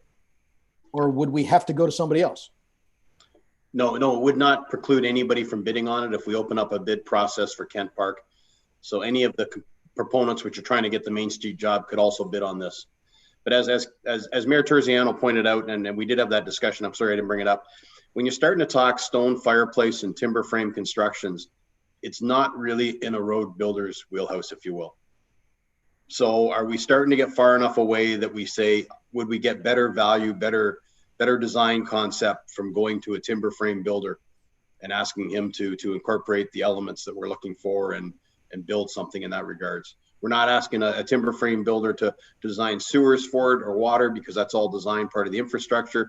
It would be a case if that was the direction council wanted to go, we could probably get better bang for our buck looking for a different company, if you will. Councillor Thompson. Thank you, Your Worship. I guess the only concern I have with switching now, Steve, is the timelines involved type of thing. Okay. First of all, we have to, this now calls for a complete redesign of not just that part of Kent Park, but the entire park. I mean, can we do it? Do we have time to do all of that? Plus, then get the RFPs out and have it all done, in time with the streetscape project, the phase, whichever phase that would involve, probably phase 1 or part of phase 2. Steve? With all due respect, Mayor Terziano, Councillor Thompson, that's a tough question to answer. We went through a large process to get to where we are today with public consultation and everything. If council wants to go in a different direction, but wants us to engage in all the public consultation and all the processes and the surveys and everything again, it could be a lengthy process. We could fast track this, but we really need to, we need some clear direction from councils to what they'd want to see there. If we're just talking about adding a fireplace and a structure, that could be done fairly quickly. If we're talking a full redesign, do we then open up the whole discussion again about parking? Because that was a big discussion with the BIA as to whether parking should or shouldn't be there. And it was finally decided by the community they didn't want it. So I guess the question was, how far do we want to open this back up? Councillor Thompson. Thank you, Your Worship, again. So in essence, Steve, what we're looking at here then is just an addition of the covered structure that and the fireplace that Shelby showed us earlier on, that kind of thing, and then incorporate that into what has already been agreed upon. Is that sort of where we're at with this? That's what we're looking for, some direction from council after Shelby's presentation. If council still wants everything they've seen in it, but now we're just asking to put a covered structure, timber frame structure in the center and a fireplace, that's an easy fix. We can get that done. Okay. All right. Okay. Deputy Mayor Alcock. Thank you, Your Worship, and thank you, Steve, for walking us through that. I won't be a surprise. I absolutely support the idea of pulling it and going out with a separate design build. I don't think we have to go back to an empty slate. I think that through our discussions, we've had some things where we've agreed, whether we all support it or not, we agreed that we don't want parking there. So things like that, we've made those decisions. But I just went back to a couple of the planning partnership recommendations around that. And I look at things like showcase Huntsville landscape materials and craftsmanship. And to me, that's the kind of principle that I think if we pull it out, do a separate design build, and we put some of those principles that we've already established around this table in that RFP, and with the addition of a couple of new ideas like the fire pit, right? That we send it out. We've got a lot of really interesting local designer / builder / landscape people who might respond very favorably and come back with something that meets a lot of what we've been talking about. And it could be really reflect local materials, local Huntsville, and do, a number of the things that have already, been established, like a visually open and accessible public space. Those are just high level principles that I think we can all, put our heads around and just ensure that those principles are in the design build brief that goes out. So I absolutely support that. From what I understand, it could, from a timing perspective, this doesn't necessarily have to go off for another year or whatever. It could be the last piece of our streetscape project. And I firmly believe that this is going to be, could be the moment. We're talking about Muskoka moments. This could be the big Muskoka moment in our streetscape. And so it's worth it. To me, it's worth it. We've had so many discussions about what should or shouldn't happen here. And I just would love to see someone that is suited to this project have a chance to respond to a separate RFP. So I'm totally supportive of pulling it and going the design build route.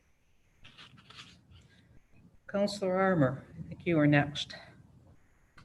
Thank you, Worship. Actually, a couple of comments were already made about what I was going to bring up was for the building currently, yes, we could put the gazebo with the fire and maybe add some parking spots back where the stage was again.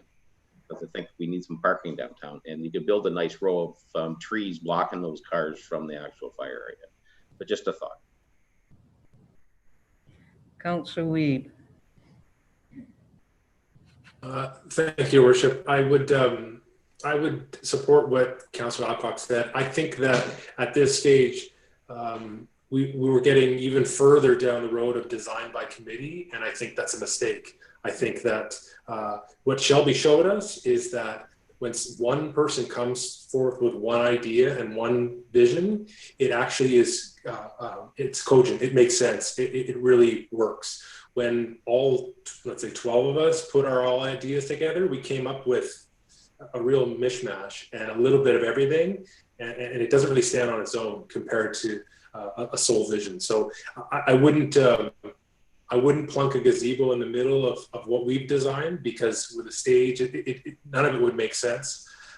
So I would say we pull it and deal with it separately, and be really proud of something that really strikes a chord. You know, when this is all over, the streetscape, the COVID, we're hoping it all kind of is done at the kind of the same time, and we have to come out of it really shining. And this could be one of those things that puts us up, elevates our game to the next level, because you know, the businesses, especially in the winter time, we're going to need all the help we can get. So something like this would really shine. And so I'm in favor of. Councillor Stone. No, I was just motioning that I agreed with what Councillor Withey said, or sorry, Councillor Weeb said. Okay, are there any other, sorry, Councillor Schumacher and then Councillor Withey. I totally agree with Deputy Mayor Alcock and Councillor Weeb and Councillor Stone, who reiterated as well. I'm willing to pull it. I guess the concern, Steve, would be, sorry, Director Hernan, is that through you, Mayor Terziano, is I know we are starting at that end. So if we do pull this, is it okay that we go back? I mean, or is it something that, you know, Kent Park might have to be done, I guess, on its own, because we're starting sort of at the bridge in Brunel Land, right? And moving our way up towards the theater and the show. So was the idea originally that we do Kent Park and everything down at one time and then move our way? Through you, Mayor Terziano, yes, the original concept was start at the bridge and work your way up to the top of the hill. If we pull this out as a separate contract, what we've talked about is that we would probably look at a September start. So the main contractor would be out of that intersection. He'd be well past that intersection before we bring a secondary contractor into the job site. But it's not the job site, because the limits of the job site would end at the edge of the sidewalk. So we have two very distinct job sites. But we did talk about a separation between them, so there's no conflict. What's that mean? It means you get nice new sidewalks and roads past the park, and then we're coming back in September to continue working on the park. But the reality is the Main Street will be under construction for a year anyways, so I don't know if anybody'd really notice if we go back and continue constructing. Councillor Withey. Thank you, Worship. I quite simply think it should be pulled. I don't really see that, especially when we're talking about different kinds of contractors to do this different kind of work. I think it makes only too much sense when we're seeing and hearing other options and ideas. I don't really see the connection there whatsoever. So I would certainly favor pulling this out and dealing with it separately. Thank you. Well, I think the motion before us is to pull it out of the streetscape project, and then we will do a separate design build project on it, and we will come together very soon again to give the general parameters of what we want to see, so that when that design build goes out, everybody knows the general parameters of what we want to see. But we will meet again to do that piece. So for now, actually, so the motion I have, which I need a mover and seconder for, would be whereas council believes greater review of the design of Kent Park is warranted in order to ensure all possible elements are considered. Therefore, be it resolved that council amends resolution 23820 to remove the Kent Park design from the 60% streetscape design. I have a mover, Councillor Stone, and a seconder, Councillor Schumacher. Thank you very much. All in favor of that resolution? And that's carried. Okay, good job.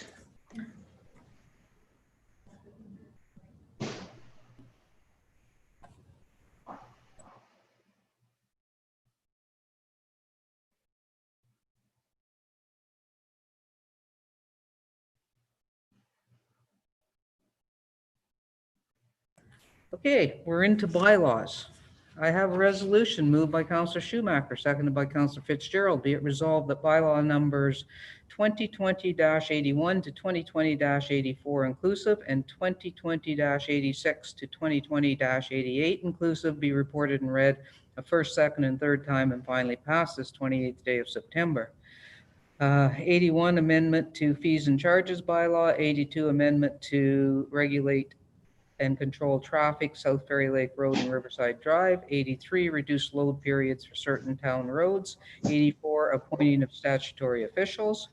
86, Bigelow 229 Sinclair Road rezoning. 87, Hidden Valley Highland Ski Area rezoning. And 88, Right 22 Lindgren Road East Road allowance closing. All in favor? And those carry. And I have this is Councillor Thompson's conflict of interest. I have a resolution moved by Deputy Mayor Alcock and seconded by Councillor Armour. Be it resolved that bylaw 2020-85 Nelson, 93 Burnell Road rezoning be reported and read a first, second, and third time and finally passed this 28th day of September 2020. Questions? All in favor? And that carries. Oh, and Councillor Thompson declared a conflict. Okay, now we had the tabled resolution. So I need a mover and seconder for the draft firearms bylaw to be removed from the table. Can I get a mover and seconder for that? Councillor Alcock and Stone. Be it resolved that the matter of report development 2020-96 draft firearms bylaw update be removed from the table. All in favor? And that's carried. So I'm back to the main motion for firearms, and I have an amendment. I need a mover and seconder for the amendment. I think it was Councillor Armour and Thompson then that wanted to see this happen. Be it resolved that the following words be added at the end of the paragraph, amended as follows. A, removal of the following words from some subsection 3.1J or bold. Addition of the following new subsection to 3.1. A person discharging a bow for the purpose of target practice or sighting, provided that such discharge may only occur on a lot equivalent to 0.4 hectares or 1 acre or greater in size. Questions? All in favor?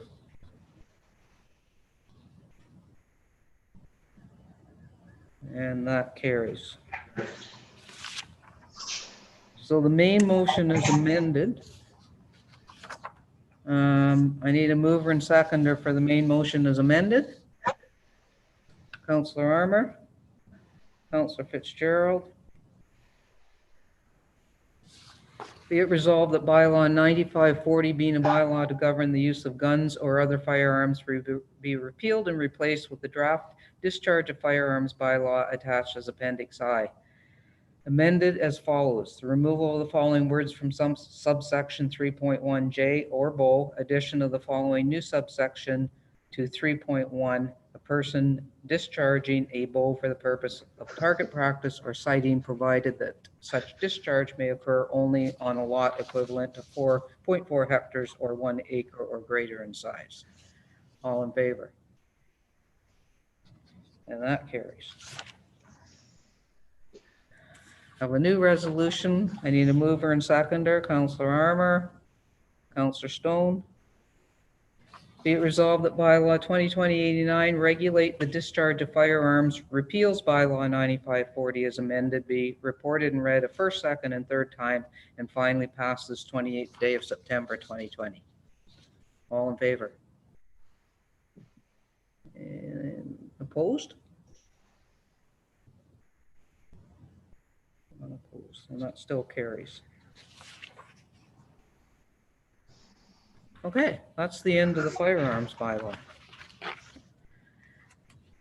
Okay, I have a resolution moved by Councillor Wiebe and seconded by Councillor Alcock. Be it resolved that Council discharges General Committee of the tree cutting bylaw matter due to time constraints. So this is simply to take the matter of a tree cutting bylaw away from General Committee and put it back to Council. All in favor? Opposed? That still carries. I have a resolution moved by Deputy Mayor Alcock and seconded by Councillor Wiebe, whereas in August 2020, staff presented Report Development 2020-66 to General Committee outlining options available to limit site alteration and tree cutting on properties prior to the development approvals being granted. And whereas a community planning permit CPP system was discussed as the best method, and whereas it was noted that Council would not be considering a final CPP bylaw until at least February 2021, and whereas due to concerns regarding the recent clear cutting of properties, Council wishes to consider an interim solution. Now therefore be it resolved that Council directs staff to prepare a report for the October 26, 2020 Council meeting with a draft tree cutting bylaw. Deputy Mayor Alcock. Thank you, Your Worship. This is the item that, as I alluded to when I did the report from planning, and it was a particularly one of those moments where some of us, I know, I will speak for myself, I got caught up on this particular file because I looked at pictures of a site that had already been clear cut in preparation for possible approval of 14 lots. And so it seemed to be, one of those, we're going to clear cut the site and wait for approval later. So we started talking about, is there a way, if you look at the community planning permit process, I know that we're fast tracking it and I know we've already talked about it, and as the best, that's where we should focus our resources. And I actually still support that. My fear at the time was that the community planning permit process, it's likely we won't actually, by the time we go through appeals and all of that, it won't be in force until later next year. And Kirsten's part of this call, so she could certainly correct me, but I was being a bit of a pessimist, and I wondered, I had a conversation with staff from the district, and the idea of, is it possible to put a temporary tree cutting bylaw in? I know other municipalities have tree cutting bylaws in their municipalities within Muskoka, and so the thought came maybe we could mirror theirs on a temporary basis, but we'd still have to go through, obviously, a public process to even do that. So in the ensuing time, since planning to now, I suppose I've been thinking about it and thinking, all right, if we have to go through the planning or the public process, which I'm not suggesting we wouldn't, we clearly are required to do that, then, and I think it was Councillor Armour who looked a bit concerned because he thought, you know, you're not bypassing that, and there will be a lot of public input in, even if it's a temporary tree cutting bylaw. So then I started thinking, I'm not sure, is that the best use of our staff resources at this time? Maybe we need to fast track our community planning permit process. So frankly, I'm not doing a lot of justice to this resolution because I have been thinking about it. And I've also had the opportunity to speak to the applicant, as I said, that caused this in the first place. So my position has mellowed a bit. I still feel very strongly about the need for some tree cutting bylaw that has teeth in it, but I'll go back to maybe the most appropriate place is our community planning permit process. So I guess what I'm doing is putting it on the table, and I'd be really interested to hear what anybody else around the table thinks about this. Councillor Fitzgerald. Thank you, Your Worship. Thank you, Deputy Mayor Alcock, for your comments. I do support you in your idea that we do need something in place, but is it the best use of staff time when we have an opportunity to do this later, do it properly with input and not tax them, especially in light of what's going on in our community right now, the amount of work that they're doing because of development and new development and some of these old plans coming up and being reopened for plans subdivision. I think that we should wait. So thank you for sharing that with us. Councillor Stone. Yeah, I would agree. I love Councillor Alcock's passion, and I don't disagree that we need some kind of mechanism to stop the clear cutting of some properties that are quite egregious. Most people are not, and I don't want to infringe on personal rights, but I think we need something, and I don't know what that is, and I know it's a rabbit hole to go down. But for now, I'm not prepared to do a quick resolution to try and get something quickly in place. We've lived this long without one. I like the idea of the community planning permit process, which is prevents the clear cutting before approvals of planning applications. That makes sense to me. But for now, I'm prepared to put this on the back burner. Any other comments? Councillor Armour. Thank you, Your Worship. I just, I understand where Nancy's coming from, but I just hate to see us paint everybody with the same brush. So I think we need to put this back and really do a lot of public consultation. I know it was many years ago this was brought up for this council, and I know there's a lot of opposition then. So I know we need to be prepared for that because I think we're going to get a lot of opposition again. Okay. Councillor Withey. Thank you, Worship. You yourself will remember when you and I and Councillor John Davis went down this rabbit hole before and what happened with that. It really can turn into a huge thing very quickly. People are very passionate about this on both sides, which makes for great debate, if anything else. I do know in some areas where there is large developments going in a lot of cases, it makes sense to clear cut and replant after when you're dealing with services and underground utilities and things like that. It often can hinder and make development way more expensive. And it's certainly in my neighborhood where they preserved a lot of the forest, there is issues with opening up a forest where a lot of the mature trees, certainly on my front lawn, have long gone because they're not used to having being out in the open like that with just the tops of their canopies. So there are some other things. I'm not suggesting that that means anybody in those situations should just have free reign to go and do whatever they do.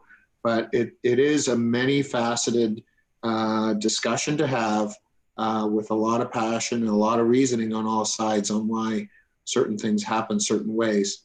And some of them make sense for certain areas and some don't for others. But it's not an easy one by all means, as you know, Mayor Terziano, when we tried to tackle this 8 years ago or 7 years ago or so. So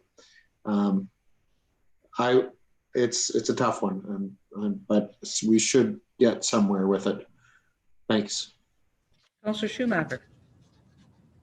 Yeah, I mean, I would agree. I think it's something we definitely need to look at, but let's sort of do some public consultation. I know there's a number of people in my area who cut down trees as a source of firewood, and it's their livelihood to keep that going, right? So, and I know they're doing it responsibly, so I wouldn't want to be painting somebody with a brush about their tree cutting ability to not have their business go forward, kind of thing, right? So it's looking at all of those sides of why people cut down trees on their property.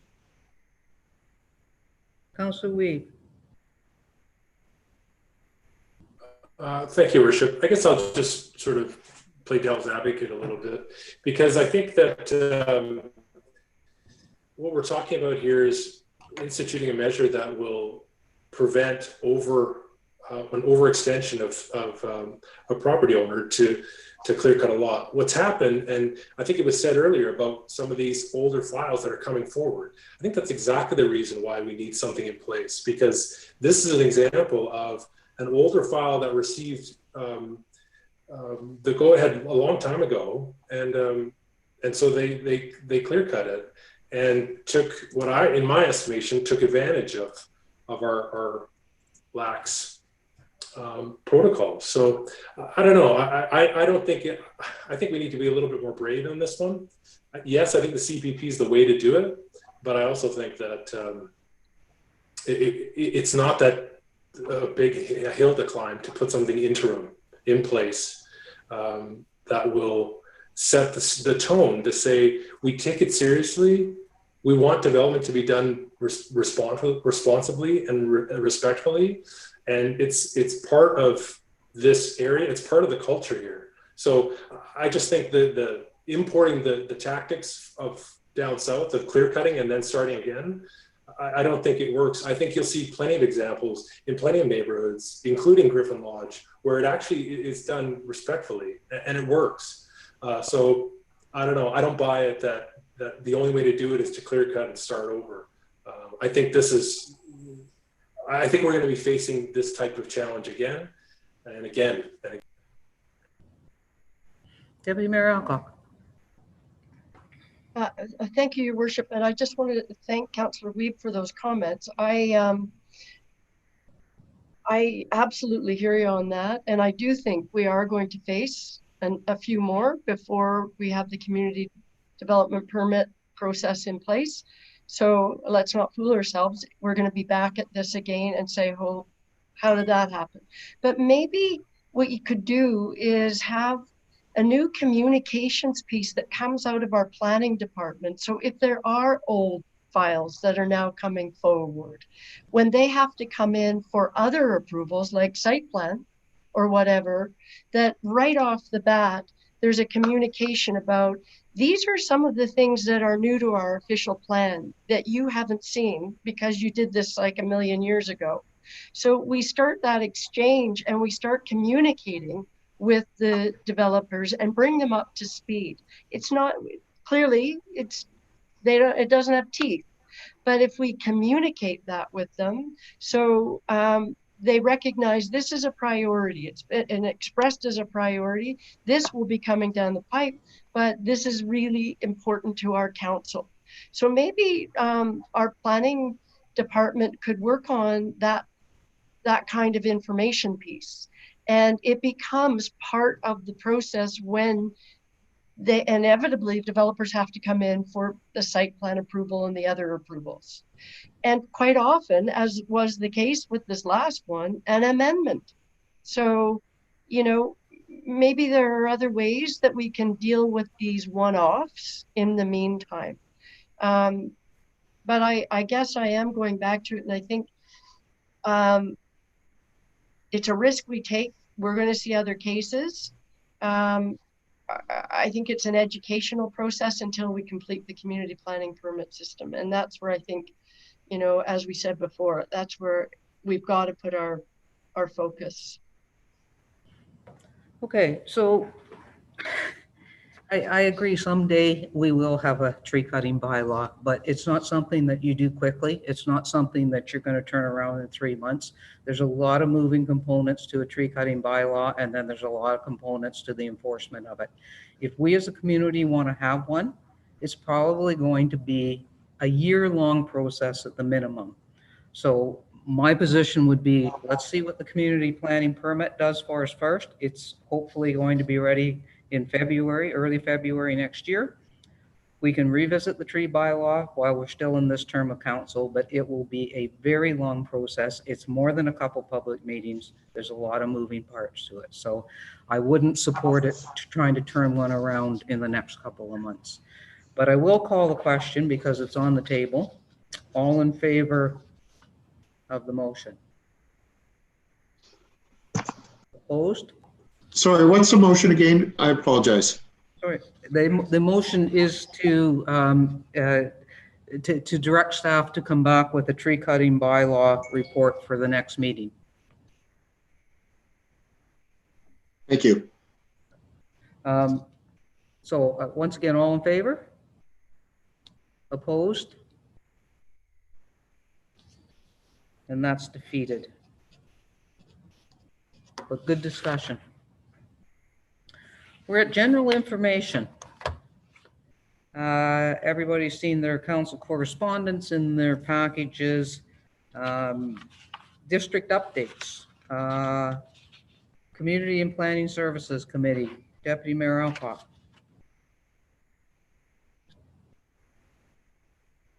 I'll try and be brief. We did have a very long meeting. And also I'll just highlight a couple of things that I think are really important for us in Huntsville. And that was, we started off with a presentation from the Climate Action Muskoka, and they were specifically asking us to recommend to District Council that we declare a climate emergency.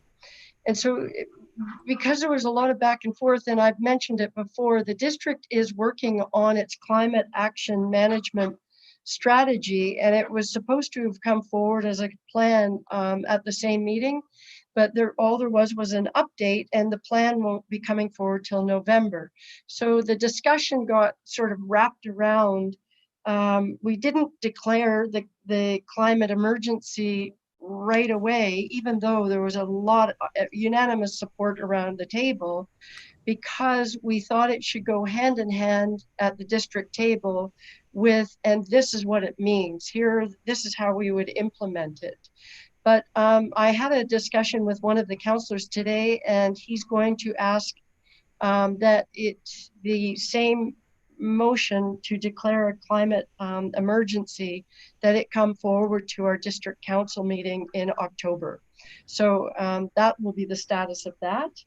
And we also had a report back from Hutchison Environmental Sciences on the final causation study for Peninsula Lake. That was it was interesting, although it was quite detailed. But the upshot is, when that started, back in August of 2019, that's when the RFP was let. It was to look at causation for all sorts of nutrient, phosphorus and all of that, and what created higher levels of certain nutrients and things like that. But then we had the algae blooms. So they looked at that, and one of the things that they determined what the cause was of that was, it happened to be when those algal blooms existed, it was a very hot climate and no winds. So those two factors played a very significant role, and they weren't as concerned saying this is something that will happen more frequently. You have to have those factors in order to create that. So that was probably good. But one of the things that came out of it was stormwater management planning is absolutely critical for all of the things that we look at in our lake. So we're on the right track because we do that, but it just reinforced how important that is and how important ongoing monitoring is. We made a decision around getting staff to do some more work for the Muskoka Lakes resort policy around Manette, and asked staff to come back and report on private communal servicing for large developments. We actually had a couple of deputations on that. That's fairly significant for Muskoka Lakes.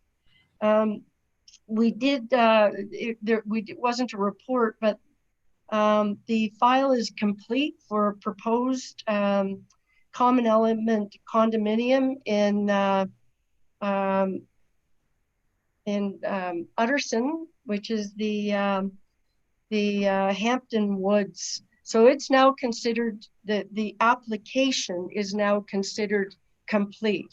So it would be ready to go forward with a public meeting. And that's all that is. We at the town haven't presented a file on that yet. The last thing I will say was that we had a number of other reports that were given an update on the housing task force. It has started again. All 4 subcommittees have met, including the one that I'm involved in. And so the goal there is to have a report coming to council in December on a number of recommendations that have come out of that. So that's good to see that moving again. Last thing I wanted to say was the province has given us the district more money under the social services relief funding that we can use for housing and homelessness. And a number of projects have been identified that will qualify under that. And the reason why I mention it is one of them potentially will be in the town of Huntsville for some transitional housing for youth. So that was really, really exciting. And my fingers crossed that staff will come back with a report having done some work with the proponent in that case. And we might see something going there. And so as we all know, there's been some talk about that for a long time. So that was exciting, and that's my report.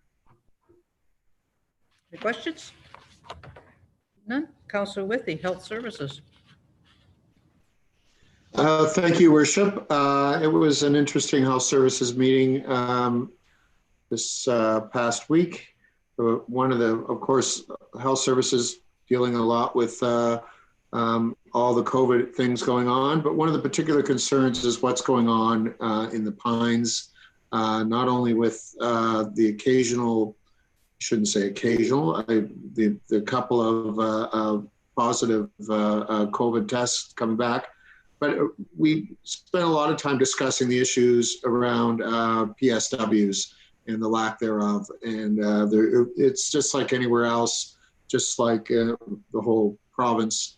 There's a massive shortage in personal service workers, and it's affecting what we do. And it's sort of like anywhere else. If someone has to go off because they've got a symptom and they're waiting for a COVID test, or in fact they test positive, you don't have a backup group of people. You just pull in, and all of a sudden you're short-staffed, and that's really dire when it comes to some of the most vulnerable members of our community, our aged. So that was a lot of the discussion we talked about. We also talked about we're getting closer to looking at development of Fairburn. Happy to say it looks like we're inching towards approval. And there was a committee struck to deal with the redevelopment of that. Other than that, just searching my memory, I can't think of anything else that, we had the usual reports from paramedics, et cetera, about activities and things like that. But there wasn't anything that really jumped out at me, to need to be reported other than those 2 main things. Councillor Thompson, Public Works. Yeah, thank you, Your Worship. We had two meetings. Both of them dealt primarily in closed session items. As a matter of fact, one was entirely in closed session. The other one, we had one resolution where we approved the closure of a couple of roads in Bracebridge for this weekend for the Muskoka Marathon. Those being Beaumont Drive, or partial closings, at least Beaumont Drive and Senator Village Drive. Other than that, everything else was in closed session. We do have a more fulsome Public Works meeting on Thursday, which is unusual, having it on October the 1st, on a Thursday, I should say. So that'll be happening at 8 o'clock on Thursday morning. The other committee that I'm involved in is the negotiating committee. We have 5 unions now at the District of Muskoka, and we're dealing with the contracts with 4 of them. Those being ONA, OPSU, and CUPE inside and outside. And further to Councillor Withy's comments with PSWs, that's going to be a major part of our discussions, I think, in upcoming negotiations. We just expect that that's what's going to be happening. So, and those meetings will be taking place later this month, or pardon me, October and into November, and possibly into December. And hopefully we'll have everything wrapped up prior to Christmas with all 4 unions. That's it. Great, thank you. We had the quickest finance and corporate services meeting ever, I think. We just did some second quarter updates and approved the user fee bylaw updates, and that was pretty much it. I think it was about a 29-minute meeting. At council, a couple big things. Obviously, the announcement of the new CAO at the District of Muskoka, which is our Huntsville's own Julie Stevens is now CAO at the district, which is absolutely great for Julie and great for us as well. Great for the district. We also approved the Rose Warren landfill diversion building to hurry ahead for the end of the year because we're going to be facing recycling storage problems. And we also approved the RFP to go out for a broadband gap analysis for all of Muskoka. So the district's taking a lead on that. And those are probably the big stories at District Council. I am going to backtrack just for a quick second, though, because earlier on I said there was no COVID updates, and I forgot about 2 really important things that actually happened this week. One was the Premier was in town and the Minister of Health, and they were at Shoppers Drug Mart to announce that Shoppers is now up and running to do COVID testing, and that was pretty exciting. Got to introduce the Premier on television, so that was lots of fun. And the other thing I wanted to mention is our assessment center has been up and running with our Huntsville physicians and our paramedics and the town's participation. And we've run now, I think we did 3, 4, 5 different days, and I think we've averaged around 200 a day. We've done drive-through and walk-in, and both operations have worked very well. The province has asked that our assessment center does not do regular testing, that you need to either have symptoms or need to work in long-term care, or there's a bunch of parameters. I think they're just getting overwhelmed at the labs. So they're asking people that just want to test for the sake of a test pretty much to go to the drugstore and leave the assessment center to those that are experiencing symptoms or being required for work or visitation reasons. So good news on our assessment center. It's running really well. Now, council, it is 20 to 8 and we have a probably lengthy closed session. Does council wish to take a break before we go into closed session? Yes? Okay, let's do 5 minutes, and which means we'll be back here at 7:43. Don't leave. Hang on. Yeah, don't leave the meeting because we still have to do a resolution to go into close. So just, you can take your video off for 5 minutes, but don't leave the meeting. Okay.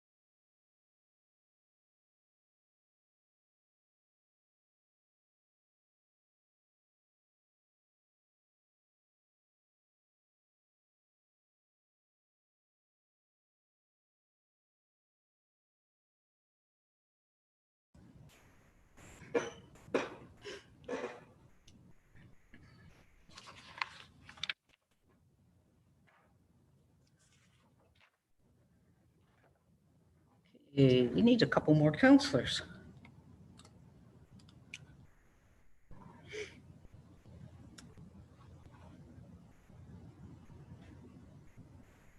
Okay, I've got quorum.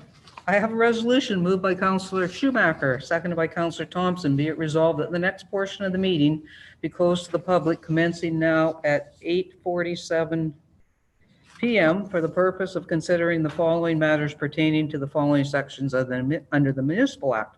Section 239(2), litigation or potential litigation, including matters before administrative tribunals affecting the municipality or local board, and advice that is subject to solicitor-client privilege, including communications necessary for that purpose, local planning appeal tribunal, Langmaid Island. And section 239(2), proposed or pending acquisition or disposition of property, and advice that is subject to solicitor-client privilege, including communications necessary for that purpose, confidential report CAO 2020-21, property within the urban core. All in favor? Okay, that's carried, and I think we zoom out and then zoom back in under closed session. We can do that now.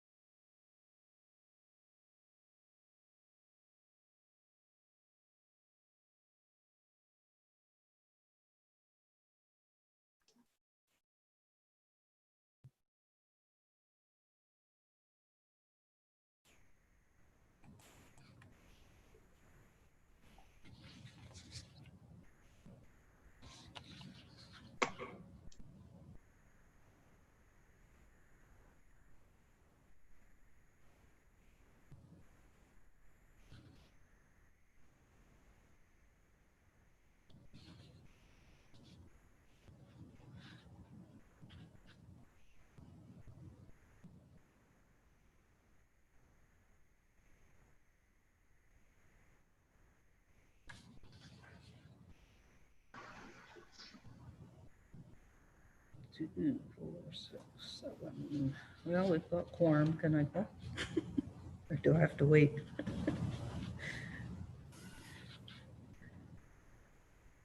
We're missing Bob and Brian. There's Brian.